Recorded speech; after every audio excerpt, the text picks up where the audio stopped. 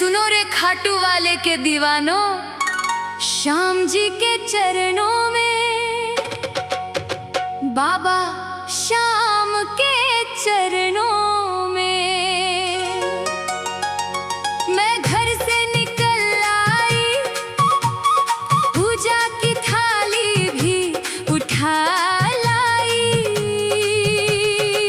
ओ मुझे श्याम के भजनों में खो जाने दो, खो जाने दो। श्याम की मुझे पूजा करने दो। बोलो खाटू वाले श्याम की जय, हारे के सहारे की जय।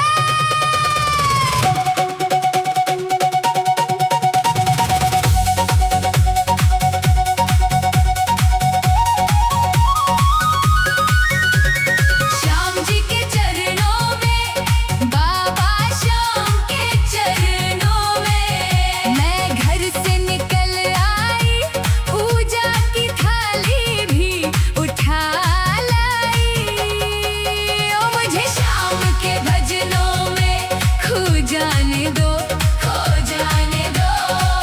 मुझे श्याम की पूजा करने दो।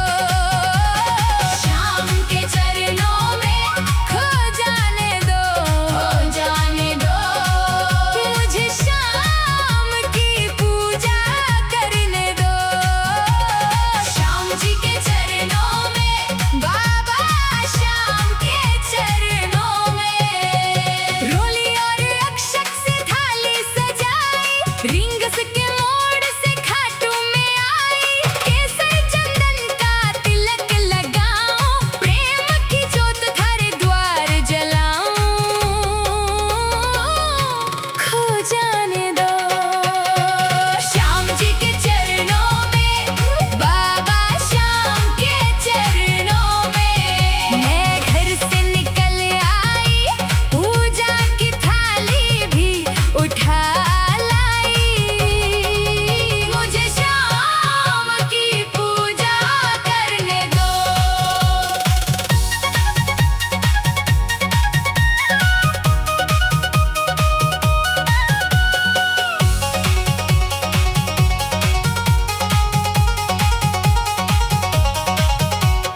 माखन मिश्री का भोग लगाऊं, शीश झुका के मैं ढोग लगाऊं। मोर छड़ी का झाड़ा लगा दे, हारे हुए